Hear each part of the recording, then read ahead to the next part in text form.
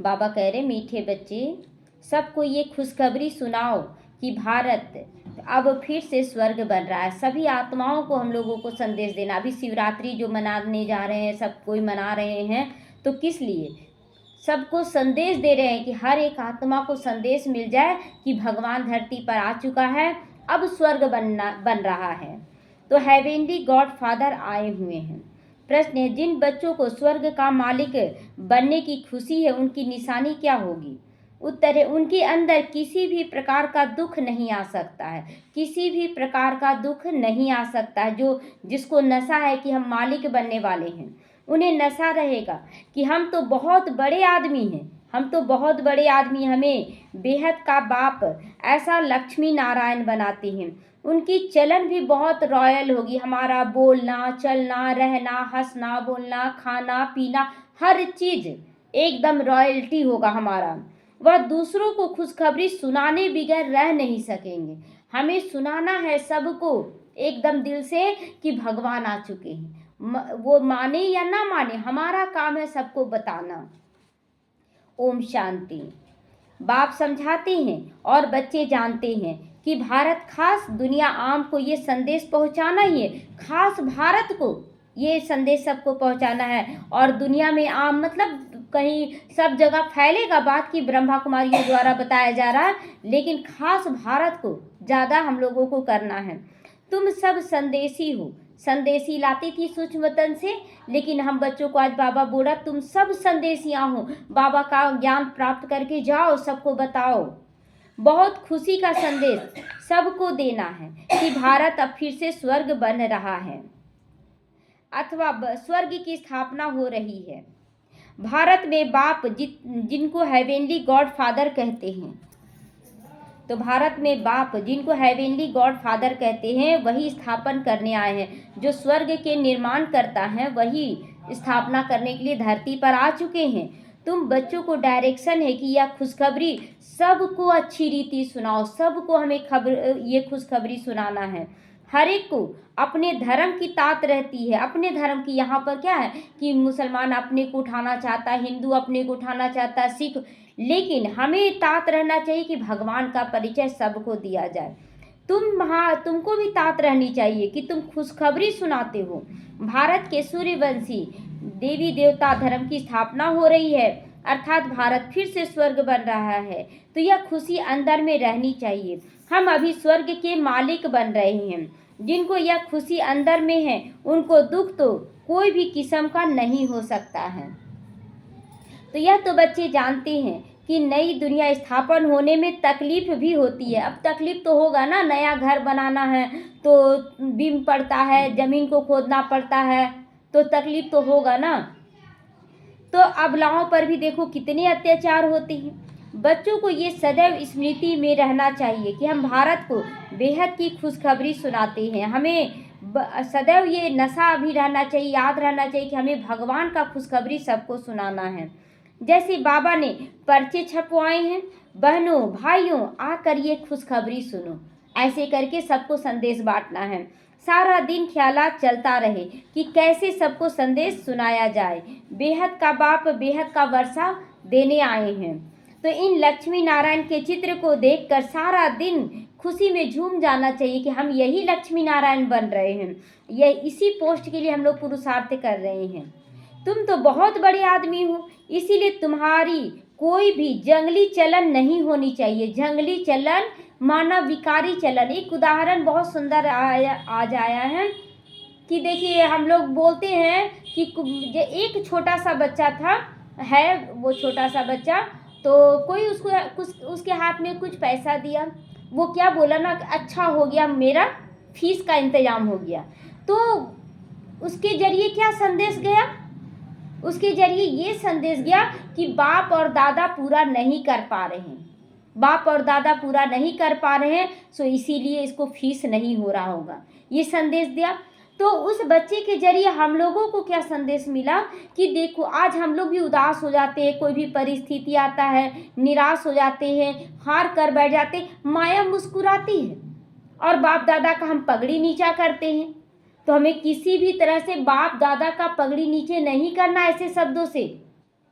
अगर हम लोग उदास होते हैं, माया खुश होती है और बाप दादा का पगड़ी नीचे होता है। तो उस बच्चे से हमें ये ज्ञान मिला कि हमारे शब्दों पर भी हमारा अटेंशन होना चाहिए, हमारी भावनाओं पर भी हमारा अटेंशन होना चाहिए, हमारे अंदर में क्या चल रहा है। तो इसीलिए एक एक घटना कुछ ना कुछ संदेश हमें देती है। उस बच्चे के जरिए हम लोगों को संदेश मिला। वो बच्चा लौकिक में बाप दादा का पगड़ी नीचे किया और हम लोग अपने बाप दादा का पगड़ी नीचे करते जब उदास निराश होते हैं। तो बाबा कहता है जंगली चलन नहीं होना चाहिए। ये सब जंगली चलन है, विकारी चलन है, विकारों में जाना, गुस्सा करना, उदास होना, ये सब। तो तुम जानते हो हम बंदर से भी बदतर थे। अभी बाबा हमको ऐसा देवी देवता बना रहे हैं तो कितनी खुशी होनी चाहिए। परंतु वंडर है बच्चों को वह खुशी रहती नहीं। वंडर लगता है कि बाप और दादा दोनों लगे हुए हैं हमारे भाग्य को ठीक करने में, और हम क्या कर रहे हैं कि खुशी ना रह के उदास, निराश, हताश हो जा रहे हैं। तो न उस उमंग से सबको खुशखबरी सुनाते हो। उदास निराश रहते हैं, दुनिया को देखकर चलते हैं, तो खुशखबरी सुनाने में हम पीछे रह जाते हैं। तो बाबा कहता है बाप ने तुमको मैसेंजर बनाया है, किसी को देखकर हमें नहीं चलना है, हमें संदेश देना है। तो सबके कानों पर ये मैसेज देते रहो। भारतवासियों को ये पता नहीं कि हमारा आदि सनातन देवी देवता धर्म कब रचा गया और इसकी क्या मर्यादाएं हैं, किसी को नहीं पता है। ये देवी देवता कहाँ चले गए, अभी तो केवल चित्र मात्र लगा हुआ है। तो और सभी धर्म है, सिर्फ आदि सनातन देवी देवता धर्म नहीं है। तो भारत में भी चित्र हैं, ब्रह्मा द्वारा स्थापना करते हैं। तो तुम सबको ये खुशखबरी सुनाओ तो तुमको भी अंदर में खुशी रहेगी। हमें सबको खुशखबरी सुनाते समय एकदम खुशी का माहौल क्रिएट करना कि देखो हमें क्या मिल गया है। प्रदर्शनी में तुम ये खुशखबरी सुनाते हो ना, तो बेहद के बाप से आकर स्वर्ग का वर्षा लो। तो ये लक्ष्मी नारायण स्वर्ग के मालिक हैं। फिर वह कहाँ गए, सबको पूछना है कि आखिर देवी देवता थे तो कहाँ चले गए, यह तो कोई समझते ही नहीं। इसीलिए कहा जाता है सूरत मनुष्यों की और सीरत बंदर मिसल। कहेंगे ना, अगर वो बच्चा ऐसा बोला तो और छोटे बच्चे समझदारी से बोले तो मन में आया ना कि देखो बड़ा होने के बाद भी कैसा नासमझी वाला बात बोल रहा है। तो उसी तरह अगर हम लोग ज्ञान में हैं और ज्ञान में रहकर विकारी बात बोलें तो लोग क्या समझेंगे, देखो हम लोग तो ज्ञान में नहीं, आप लोग तो ज्ञान में हैं। एक एक सेकंड हमें अपने शब्दों पे अटेंशन देना है। अभी तुम्हारी शकल मनुष्यों की जरूर है, परंतु सीरत देवताओं जैसी बन रही अभी बनी नहीं है। तुम जानते हो हम फिर से सर्वगुण संपन्न बनते हैं, फिर औरों को भी ये पुरुषार्थ कराना है, दूसरों को भी पुरुषार्थ कराना। हम किस भावना से बोल रहे हैं और कौन से शब्द यूज करें, इस पे भी हमें अटेंशन देना चाहिए। अब देखिए किसी की शादी हो रही है, वो आया हमें हमसे आशीर्वाद लेने के लिए कि आप हमको आशीर्वाद दीजिए कि बहुत अच्छे से शादी ब्याह हो जाए। क्या आशीर्वाद देंगे? तो जो पूरी देही अभिमानी नहीं है तो क्या बोल देते हैं, ठीक है जाइए आपका सफल हो जाएगा। ये बहुत बड़ा पाप चढ़ गया। हमें आशीर्वाद भी देना है। बाबा कहता ना युक्ति से मुक्ति पालो, तो हमें आशीर्वाद भी देना है, लेकिन विकारी दृष्टि से नहीं। क्या बोलना है, जाइए आपका सब कुछ अच्छा होगा। क्या सब कुछ? मैं आत्मा इस आत्मा के लिए कर रही हूँ, शादी के लिए नहीं है। मेरे अंदर भावना कि शादी अच्छा से हो जाए, ये भावना है इस आत्मा का कल्याण हो जाए। कल्याण, तो कल्याण में क्या आ गया, बाबा जो चाहेगा वही होगा। तो हम दे अभिमान में उसको आशीर्वाद दे देते, जाइए ठीक हो जाएगा आपका, अच्छा से हो जाएगा शादी ब्याह। ये पाप चढ़ जाता है। हमें क्या बोलना है, आपका सब कुछ अच्छा होगा, आत्मा देखते हुए कि आत्मा का सब कुछ अच्छा होगा। सामने वाले को आशीर्वाद भी मिल गया और हम पाप करने से बच गए। ये भावना नहीं आ पाता है जगह जगह पे। हम लोग क्या बोल देते हैं, ठीक है ये भावना का भाड़ा तो भगवान देता है ना, चलो अच्छे से शादी ब्याह हो जाए आपका। ये आप पाप ले, उस पर पाप नहीं चढ़ा, लेकिन हम लोग बाप के बच्चे हैं, हम लोग पर पाप चढ़ जाता है। तो इसीलिए बाबा कहता है ये ज्ञान दे, अपने भी समझना है और सामने वाले को भी समझाना है, पुरुषार्थ कराना है। इसीलिए बाबा कहता है कि मनुष्य तो हो लेकिन बंदर मिसल अभी हो। प्रदर्शनी की सेवा बहुत अच्छी है। जिनको गृहस्थ व्यवहार का बंधन नहीं है वो सेवा ये कर सकते, गृहस्थ का बंधन नहीं है। जो वानप्रस्थी हैं, बूढ़े बुजुर्ग हैं, वो कर सकते, विधवाएं हैं वो ये सेवा कर सकती हैं। कुमारियां हैं, उनको तो सेवा बहुत चांस मिलता है। तो ये किनको किनको, जो बंधन मुक्त हैं, जो वानप्रस्थ अवस्था में बूढ़े बुजुर्ग हैं, जो विधवाएं हैं या जो कुमारियां हैं, उन सबको ये सेवा बहुत अच्छे से करनी है।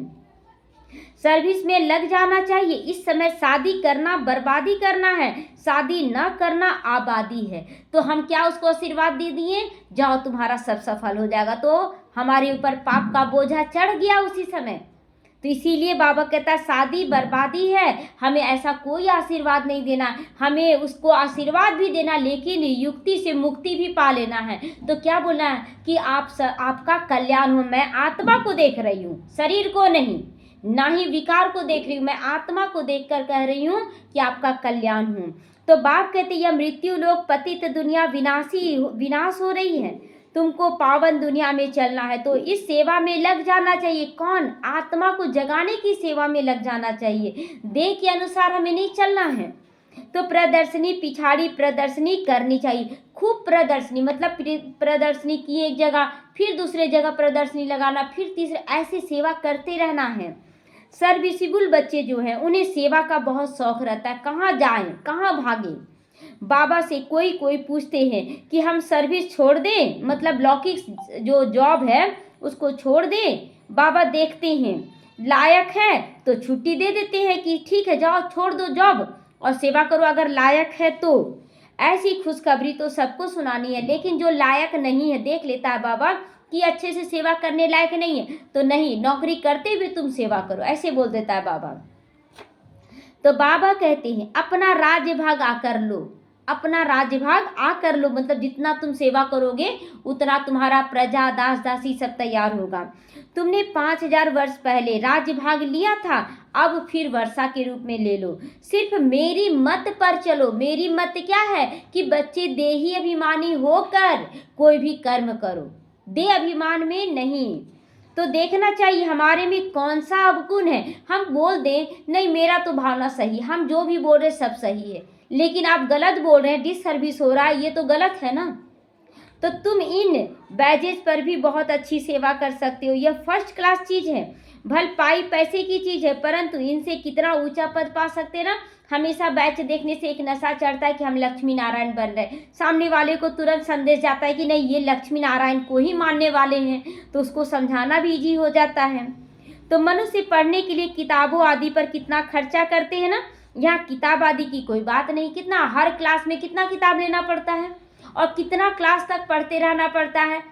पहले क्लास से लेकर आईए BA MA IPS बना उसके लिए अलग सब कुछ का किताब लेते हैं, तो कितना तैयारी। लेकिन यहाँ कोई किताब खरीदने का ज़रूरत है, बस मुरली।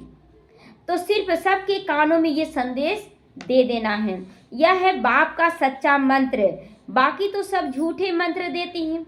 झूठी चीज़ की वैल्यू थोड़ी ही होती है। अब झूठा सुनहला पानी, गोल्डन पानी चढ़ा हुआ आप ले लिए हाथ में, कान में पहनने का सब कुछ ले लिए, और सोना है तो सोना आप पहनेंगे तो संभाल कर पहनेंगे, और वो पहनेंगे तो चलो ठीक है भुला भी गया, अच्छा कोई बात नहीं, रोल गोल कहा था। तो वैल्यू तो हीरो की होती है ना कि पत्थरों की। पत्थर का नग कितना भी बना दे, चलो गिर गया कोई बात नहीं, लेकिन अगर हीरा गिर जाए तो कितना वैल्यू लगता है कि भुला गया, इतना महंगा था, तो वैल्यू है ना।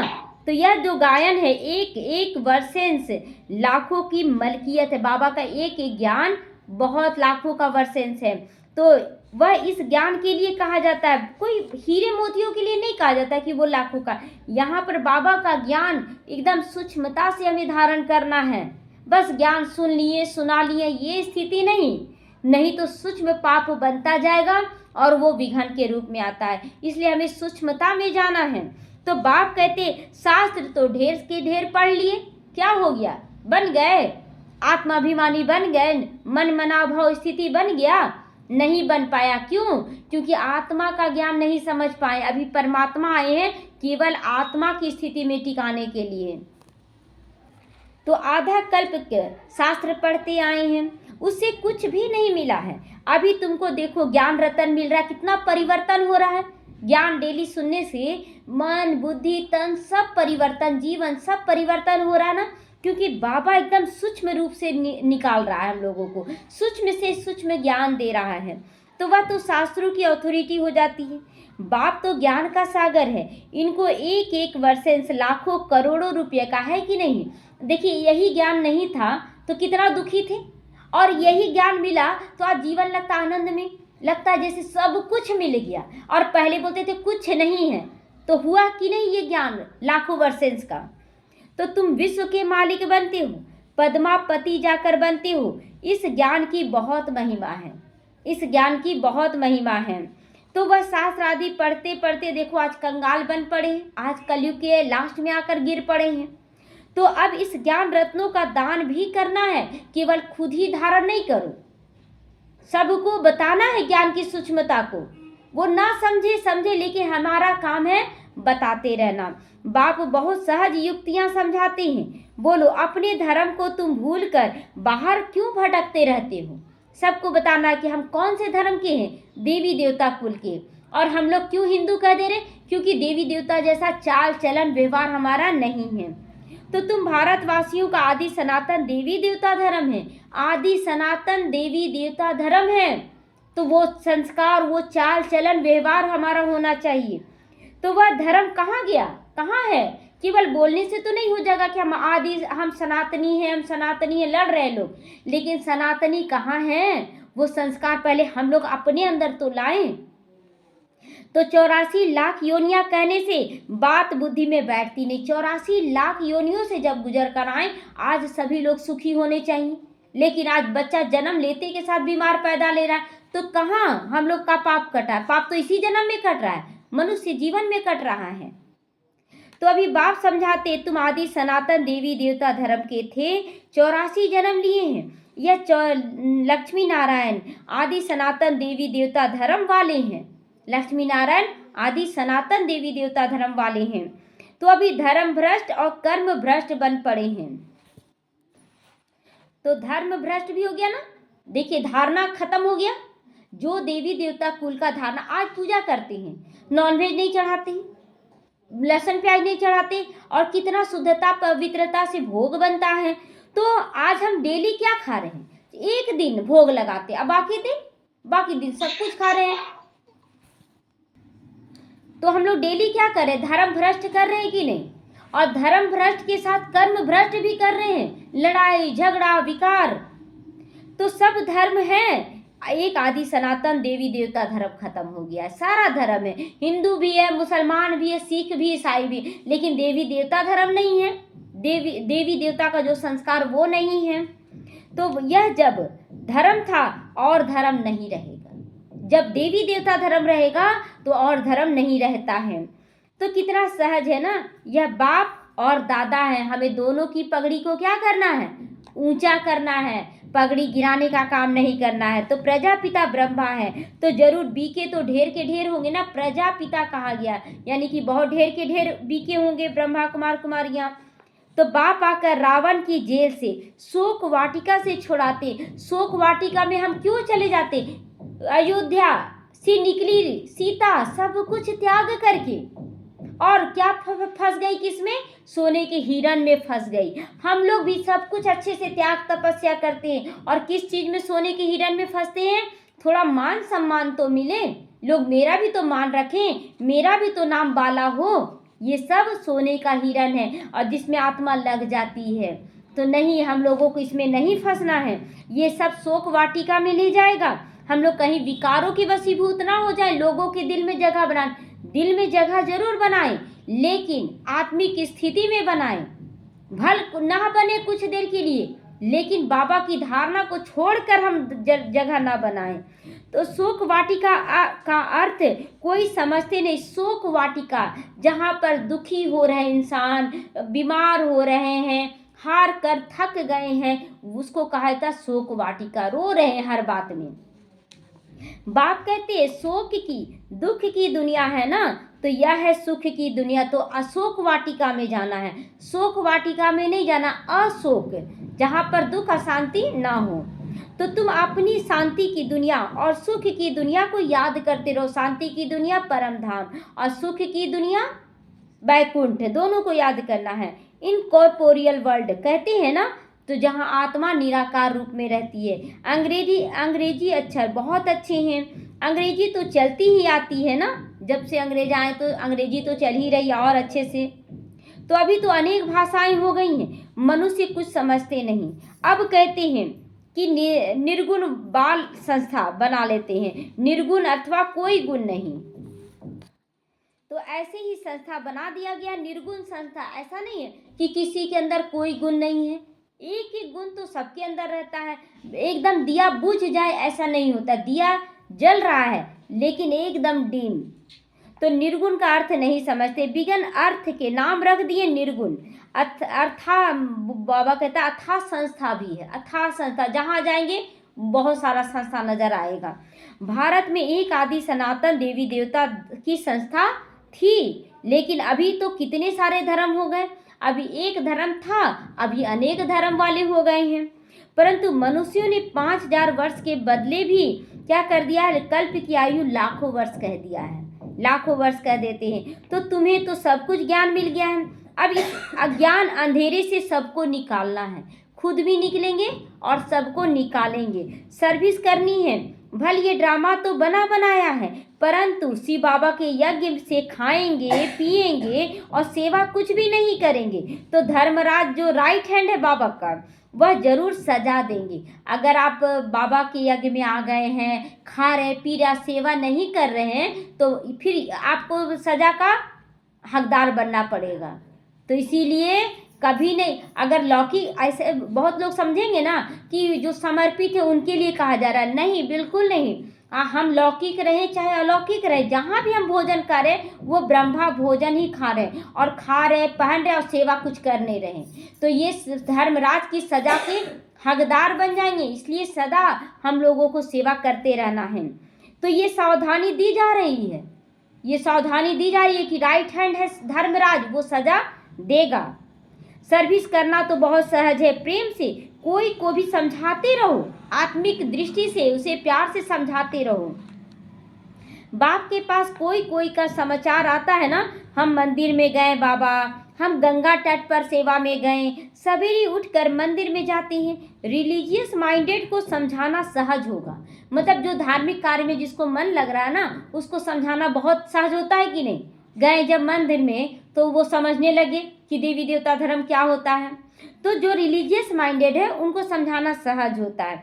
सबसे अच्छा है लक्ष्मी नारायण के मंदिर में जाकर सेवा करना। अच्छा, फिर उन्हों को ऐसा बनाने वाला शिव बाबा है, वहाँ जाकर ये समझाओ, जंगल को तो आग लग जाएगी, ये पूरा सूखा जंगल हो गया इसीलिए सब रो रहे हैं, ये सब खत्म हो जाएगा। फिर तुम्हारा भी पाठ पूरा होता है, हमारा पाठ भी, मतलब जो संदेश देने का पाठ है, ब्रह्मा कुमारी के रूप में पाठ है, वो भी समाप्त हो जाएगा। तुम जाकर रजाई कुल में फिर जन्म ले लेते हो। रजाई कैसे मिलनी है, सो आगे चलकर सबको पता पड़ेगा, कौन कैसा पुरुषार्थ कर रहा है वो पता पड़ जाएगा। ड्रामा में पहले से ही थोड़ी सुना देंगे कि कौन कितना पद लेगा, अपना अपना पुरुषार्थ करते रहना है। तुम जान लोगे कि हम क्या पद लेंगे, लास्ट में अपनी स्थिति से पहचाना जाएगा कि हम क्या पद लेंगे।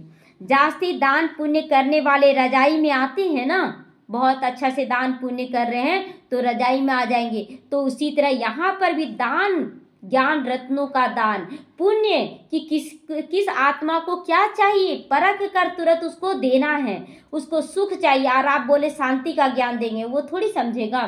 तो उसको सुख चाहिए, सुख ही दें बाबा का ज्ञान से।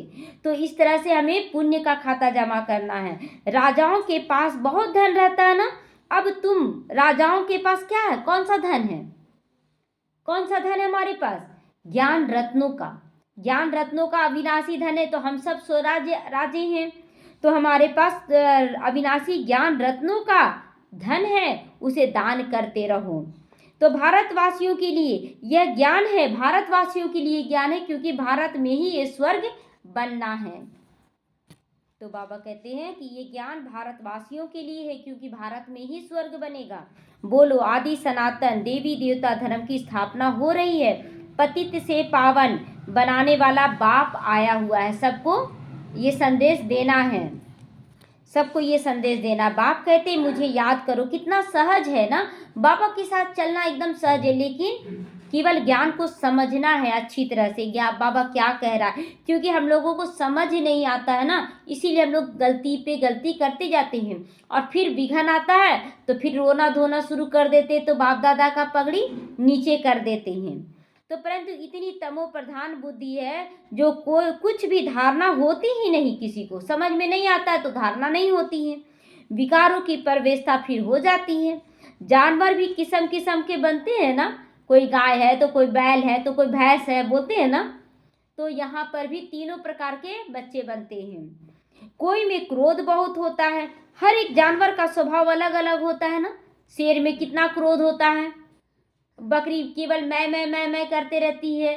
तो ये प्रकृति कहाँ से तैयार हुआ, हम बच्चों से तैयार हो रहा है। तो किस्म किस्म के स्वभाव होते हैं दुख देने वाले। सबसे पहले दुख देने का विकार है काम कटारी चलाना, किसी को काम विकार के वशीभूत होकर कुछ बोलना, ये भी एक बहुत बड़ा पाप है। तो रावण राज्य में ही इन विकारों का राज्य चलता है, राम राज्य में नहीं।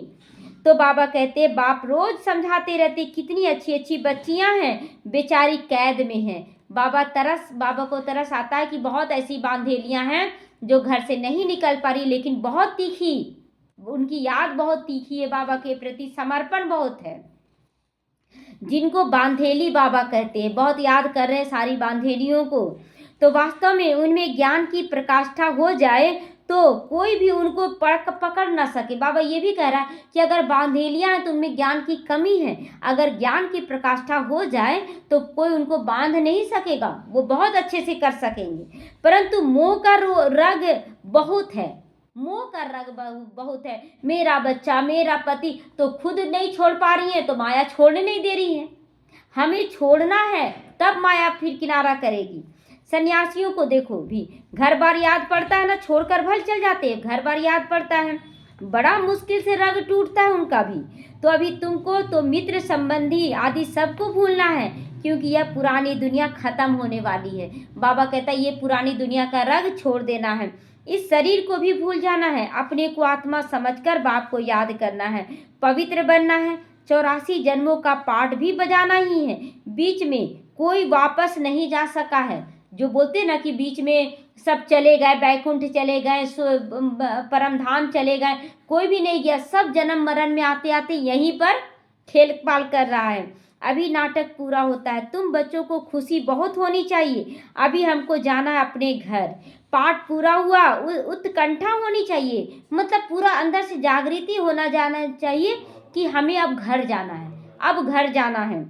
बाबा को बहुत याद करें, याद से विक्रम विनाश होंगे, घर जाएं फिर सुखधाम में आएंगे। कई समझते हैं कि इस दुनिया से छूटे, जल्दी ही इस दुनिया से हम छूट जाएं, लेकिन ये भी नहीं बोलना है कि जल्दी इस दुनिया से छूट जाएं, हमें अपने पुरुषार्थ पर ध्यान देना है। तो परंतु जाएंगे कहाँ, पहले तो ऊंचा पद प्राप्त करने के लिए मेहनत करनी पड़ेगी ना, जाएंगे कहाँ, अभी तो बाबा ले नहीं जाएगा, पहले आपको पूरा तरह से पवित्र बनाएगा। तो पहले अपनी नब्ज देखनी है कि हम कहाँ तक लायक बने हैं, तभी बाबा ले जाएगा। स्वर्ग में जाए क्या करेंगे फिर, अगर इतना ही पुरुषार्थ रहेगा, शरीर छोड़ देंगे तो उसके अनुसार पद मिलेगा। तो पहले तो लायक बनना पड़ेगा ना, तो बाप के सपूत बच्चे बनना पड़ेगा, सपूत बच्चे जो हमेशा आज्ञाकारी है। बाबा कहता देही अभिमानी होकर बोलो, करो, सोचो। तो अगर देही अभिमानी स्थिति नहीं है तो अभी भी विकारी स्थिति है। तो यह लक्ष्मी नारायण सपूत लायक बच्चे थे, इसीलिए बन गए। तो बच्चों को देखकर भगवान भी कहते ये बड़े अच्छे हैं, लायक है, सर्विस के लायक है। बोलते हैं ना कि घर में भी लौकिक बच्चों को देखकर बोलते ये बच्चा बहुत अच्छा है, बहुत आज्ञाकारी है, बहुत पढ़ने में तेज है, बोलते हैं। यहाँ भी वो चीज़ बोला जाता है। कोई के लिए तो कहेंगे यह लायक नहीं है, बहुत ऐसे बच्चे जो बोलते ये लायक नहीं है। मुक्त अपना पद भी भ्रष्ट कर देते हैं, तो अपना पद भी भ्रष्ट कर लेते हैं। बाप तो सच कहते हैं, पुकारते भी हैं, हे पतित पावन आओ, आकर सुख धाम का मालिक बनाओ। सुख घनेरे मांगते हैं ना सभी, बहुत सुख मिले, बहुत सुख मिले। तो बाप कहते हैं कुछ तो सेवा करने के लायक बनो पहले। सुख तो तुम बहुत मांगते हो कि हम स्वर्ग का महाराजा महारानी बन जाएं, लेकिन सेवा तो करना पड़ेगा ना। तो जो मेरे भक्त हैं उनको ये जाकर खुशखबरी पहले सुनाओ कि अभी शिव बाबा वर्षा दे रहे। क्या दिया होमवर्क बाबा कि सबको ये खुशखबरी सुनाओ एकदम हर्षित मुख होकर। तो वह कहती मुझे याद करो, पवित्र बनो तो पवित्र दुनिया का मालिक बन जाओगे। इस पुरानी दुनिया को आग लग रही है, आग लग रही है। लोग जहाँ तहाँ भूकंप, बाढ़, ये सब कुछ हो रहा है। कहीं बम फेंका जा रहा, कहीं कुछ से आग लग जा रहा है। तो सामने हमारा एम ऑब्जेक्ट देखने से बड़ा खुशी होता है ना। लक्ष्मी नारायण को देखते हैं तो बड़ा खुशी होता है। हमको ये बनना है, सारा दिन बुद्धि में यही याद रहे तो कभी भी कोई शैतानी का काम नहीं होगा। अगर दिन रात ये रहेगा कि मैं आत्मा हूँ, मुझे ये बनना है लक्ष्मी नारायण, तो गलत काम नहीं करेंगे। तो यह हम बन रहे हैं, फिर ऐसा उल्टा काम कैसे कर सकते हैं? परंतु किसी की तकदीर में नहीं है तो ऐसी युक्तियां नहीं रच पाते हैं। समय आने पर क्या करते हैं? विकारी के साथ खुद भी विकारी दृष्टि वृत्ति कर लेते हैं। तो इसीलिए बाबा कहता कि तकदीर में नहीं है तो ऐसी युक्तियां नहीं रच पाते हैं कि हमके कैसे बोलना है कि सामने वाले को भी खराब ना लगे और मेरे बोल में कोई पाप ना हो। तो नहीं समझ पाते हैं, युक्तियां नहीं रच पाती हैं, अपनी कमाई चट कर देते हैं, अपनी कमाई नहीं करते हैं। कमाई कितनी अच्छी हो सकती है लेकिन समझ नहीं है। तो घर बैठे सभी को अपनी कमाई करनी और औरों को भी करानी, समझाना है सबको कि यहाँ आपका गलती हो रहा है, यहाँ आपका ऐसे हो रहा है, समझाना है। घर बैठे यह स्वदर्शन चक्र फिराओ, हम क्या गलती किए, कैसे हम बोल दिए। औरों को भी स्वदर्शन चक्रधारी बनाना है, अपना दर्शन करना कि हम दिन भर में कैसे चल रहे हैं। जितना बहुतों को बनाओगे उतना तुम्हारा मर्तबा ऊंचा होगा। अगर कोई गलत कर रहा है तो अपने छोड़ो ना, अब जो बाबा सुधारेगा। लेकिन बाबा क्लियर कर रहा है कि तुम औरों को भी अगर समझाने देकर बनाते हो तो तुम्हारा पद ऊंचा हो जाता है। तो इन लक्ष्मी नारायण जैसा हम भी बन सकते हैं। एम ऑब्जेक्ट ही यह है, हमारा लक्ष्य ही लक्ष्मी नारायण का है। तो हाथ भी सब सूर्यवंशी बनने में उठाते, सीताराम में तो कोई नहीं उठाता है कि हम लक्ष्मी नारायण बनेंगे। तो यह चित्र भी प्रदर्शनी में बहुत काम आ सकता है, इस पे सबको समझाना है। हमको ऊंचे से ऊंचा जो बाप सुनाते वही हमको सुनना है। भक्ति मार्ग की बातें सुनना हम पसंद नहीं करते हैं, भक्ति मार्ग की बातें हमें नहीं सुननी है। यह चित्र तो बहुत अच्छी चीज है ना। तो बाबा कहता भक्ति मार्ग की क्या बातें हैं कि भगवान कृपा करो, मेरे बेटा बहू को भी अच्छा कर दो, मेरे बेटी दामाद के लिए अच्छा कर दो, मेरे पोते पोतियों के लिए अच्छा कर दो। ये सारा देभान आ गया। अब बाबा कहते बच्चे तुम भी आत्मा हो, तुम्हारा कहाँ से आ गया इतना बड़ा परिवार? तो ये सब देव अभिमान में नहीं करना है। तो बाबा यह चित्र अच्छी तरह से बनवाए हैं, इस पर तुम बहुत सेवा कर सकते हो। अच्छा, मीठे मीठे सीखी लदे बच्चों प्रति माता पिता बाप दादा का याद प्यार और गुड मॉर्निंग। रूहानी बाप की रूहानी बच्चों को नमस्ते। हम रूहानी बच्चों की रूहानी माता पिता बाप दादा को याद प्यार, गुड मॉर्निंग और नमस्ते नमस्ते। शुक्रिया बाबा, शुक्रिया। धारणा के लिए आज मुख्य सारे अपनी नब्ज देखनी है, अपनी स्थिति, अपने बोल कर्म सब कुछ पे ध्यान देना है कि हम कहाँ तक लायक बने हैं। लायक बनकर सेवा का सबूत देना है। ज्ञान की प्रकाष्ठा से मुक्त बनना है, बंधन मुक्त बनना है। ज्ञान की समझ द्वारा क्या करना है? सारे बंधनों से हमें मुक्त हो जाना है। एक बाप की मत पर चलकर अवगुणों को अंदर से निकाल देना है, अवगुणों को निकालना है। दुखदायी स्वभाव को छोड़कर सुखदायी बनना है। दुखदायी स्वभाव नहीं रखना है, सबको सुख देने का हमारे अंदर भावना होनी चाहिए। ज्ञान रत्नों का दान करना है, ज्ञान रत्नों का सबको दान करना है। वरदान है परीक्षाओं और समस्याओं में मुरझाने के बजाय मनोरंजन का अनुभव करने वाले सदा विजयी आत्मा भव। इस पुरुषार्थी जीवन में ड्रामानुसार समस्याएं व परिस्थितियां तो आनी ही हैं, आएगा तब तो पता चलेगा ना कि हम कैसे चल रहे हैं। तो जन्म लेते ही आगे बढ़ने का लक्ष्य रख लेना है। आगे बढ़ने का लक्ष्य जन्म लेते ही बाबा का बने, बस मुझे आगे बढ़ना है। परीक्षाओं और समस्याओं का आह्वान भी करना है कि बार बार आए ये परीक्षा, आह्वान करना है। तो जब रास्ता तय करना है तो रास्ते के नज़ारे ना हो ये कैसे हो सकता है? अब रास्ता में ट्रेन में बैठे हुए हैं, ट्रेन चल रहा है तो कुछ अच्छा बाग बगीचा भी देखने को मिलता है, कहीं मेला आदि भी देखने को मिलता है, कहीं लड़ाई झगड़ा भी मिलता है, कहीं खंडहर भी मिलता है, सब कुछ मिलता है ना। तो यहाँ भी जब हम बाबा के साथ चलते हैं तो ये बहुत कुछ देखने को मिलता है। तो ये रास्ते के नज़ारे ना मिले ये कैसे हो सकता है? लेकिन उन नज़ारों को पार करने के बजाय यदि करेक्शन करने लग जाते हो कि यहाँ खंडहर है, यहाँ पर अनाज उपजाना चाहिए, यहाँ लड़ाई हो रहा, उतर कर पहले सुलझा लेना, ये सब हम लोगों को नहीं करना है। तो बाप की याद का कनेक्शन लूज हो जाता है और मनोरंजन के बजाय मन मुरझा देते हो। इसीलिए वह नज़ारा, वह का गीत गाते हुए आगे बढ़ो और सदा विजयी भव के वरदानी बनो। सबको विजयी बनने का वरदान देना है। क्या बनना है? कि तुम आत्माभिमानी बनो, तुम देही अभिमानी बनो, इसका वरदान देना है।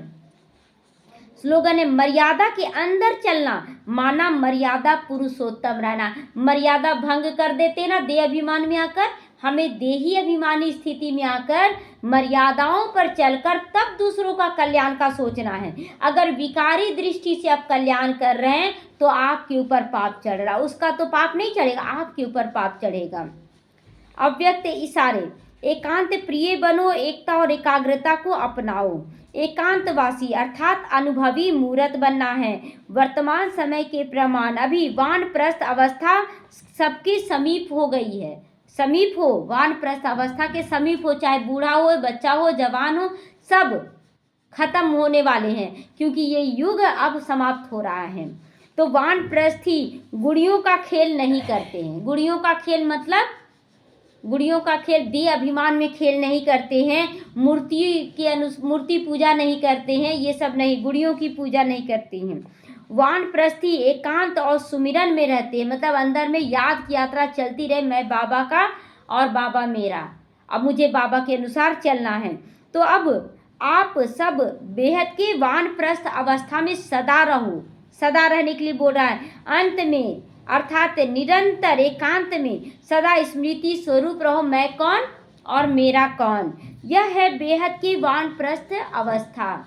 हमेशा याद रहेगा कि मैं आत्मा हूँ, मुझे अब घर जाना है, मुझे अपने वैकुंठ में स्थान प्राप्त करना है। तो आपका बोल, आपका कर्म, आपकी दृष्टि, वृत्ति, सब कुछ देही अभिमानी स्थिति में होगी और यही हमें आगे बढ़ाने का काम करता है। ओम शांति।